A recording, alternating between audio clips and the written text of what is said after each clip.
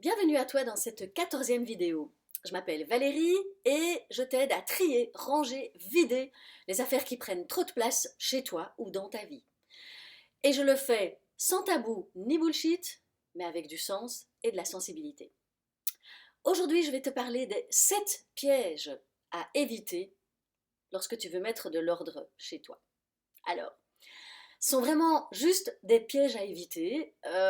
C'est pas très grave maintenant si tu les fais, hein, tu vas pas te prendre la tête.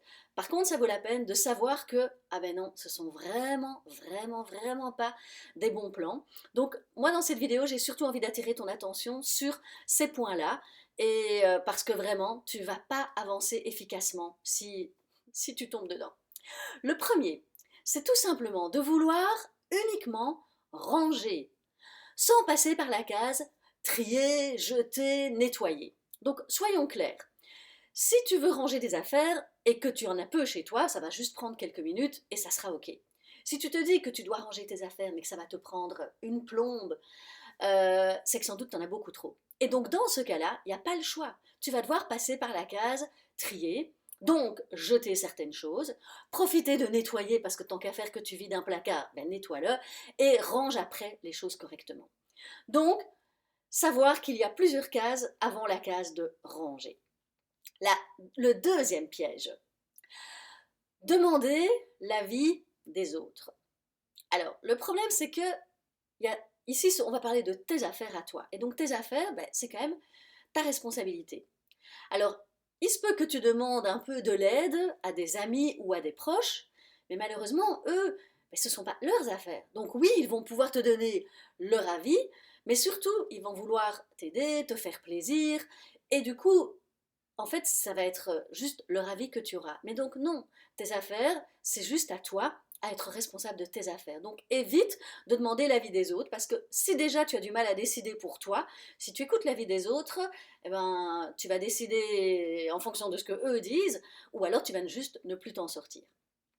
Ensuite, troisième piège, s'y mettre sur un coup de tête ou sur un coup d'émotion. Alors là, le piège, c'est que tu ne risques franchement de pas du tout t'organiser, de ne pas y avoir réfléchi, d'avoir rien anticipé et de t'y mettre comme ça, pouf, parce que ça te prend. Mais tu risques finalement de faire n'importe quoi. J'ai envie de dire, c'est un peu comme si tu vas faire du shopping et que bah, tu n'as pas trop le moral. À mon avis, ça va pas se passer super bien. Tu vas ramener des choses pas très utiles. Enfin, tu le sais comme moi, si t'es pas en grande forme, c'est sans doute pas le meilleur moment pour faire ce genre de choses, pour faire du tri et du rangement. Donc méfie-toi de ces moments où tu es un coup de tête, un coup d'émotion. Franchement, c'est pas le meilleur moment pour le faire. Quatrième piège, acheter les systèmes de rangement avant de savoir de quoi tu as vraiment besoin. Parce que oui, un système de rangement, bien sûr, cela va être utile, ça va pouvoir t'aider. Mais il y a deux choses. Première chose, si ça se trouve, tu as peut-être déjà ce qu'il faut chez toi. Donc il n'y a peut-être pas besoin d'acheter quelque chose en plus. Et deuxièmement, il va d'abord falloir éliminer le superflu. Parce qu'au départ, tu te dis, oui, j'ai besoin de quelque chose pour ranger mes affaires. Mais en fait, une fois que tu en auras moins, tu n'auras peut-être plus du tout besoin de quelque chose pour les ranger.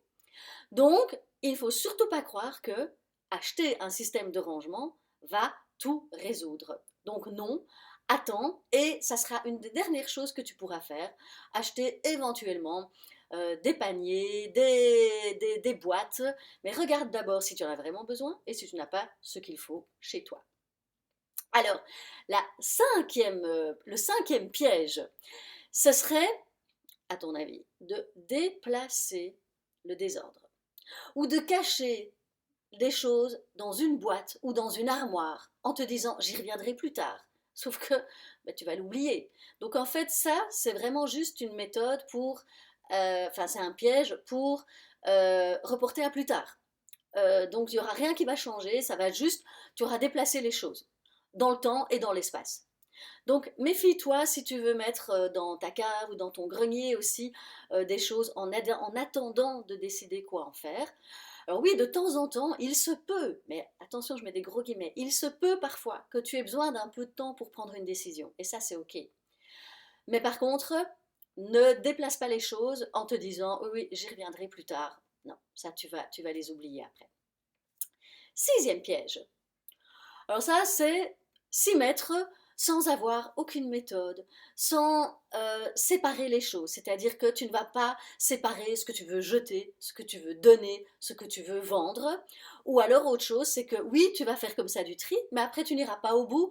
Donc tu ne vas pas faire sortir tout ce que tu veux carrément jeter. Donc tu n'iras pas par exemple à la déchetterie déposer ce qui doit y aller.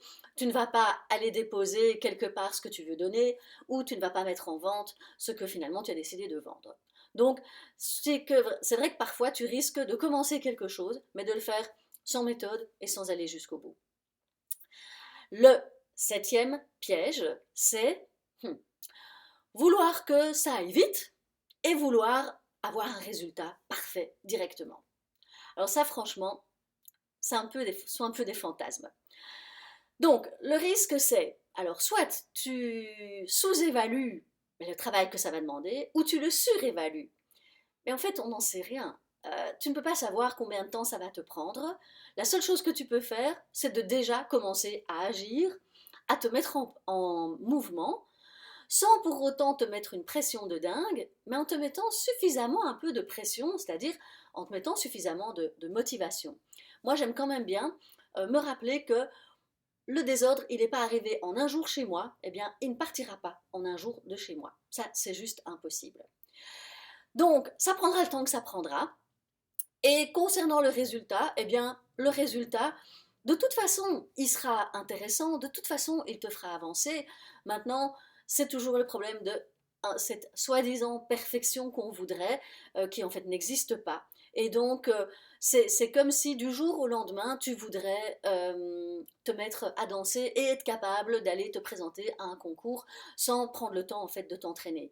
Bref, c'est juste avoir l'illusion que oui, du jour au lendemain, les choses vont changer complètement. Et ça, ben non, ça ne sera pas comme ça. Donc, accepte d'y aller pas, à ton aise, mais par contre, de le faire efficacement et d'avoir régulièrement un résultat qui est là. Donc, bien, je vais te récapituler les 7 pièges, mais dis-moi en commentaire, en tout cas, ben, l'erreur soit qui te parle le plus, ou que tu te dis, ah ouais, oui, mince, ça, je l'ai peut-être faite. Donc, je te rappelle, c'est vouloir uniquement ranger, sans trier, jeter, nettoyer. Deuxièmement, c'est demander l'avis d'autres personnes. Troisièmement, c'est t'y mettre sur un coup de tête, sur un coup d'émotion. Quatrièmement, c'est acheter à l'avance des systèmes de rangement. Cinquièmement, c'est déplacer le désordre ou le cacher pour que tu ne le vois plus. Sixièmement, c'est s'y mettre sans méthode et sans aller jusqu'au bout de la démarche. Et septièmement, c'est vouloir que ça aille vite et que ce soit fait parfaitement. Voilà, j'espère en tout cas que cette vidéo t'aura apporté de la valeur, qu'elle t'aura apporté plus de clarté, qu'elle t'aura envie de donner qu'elle t'aura donné l'envie de t'y mettre, puisque maintenant, au moins, tu connais les 7 pièges à éviter. Donc, n'hésite pas à liker, à t'abonner, et je te dis à demain pour la prochaine vidéo. Bye bye!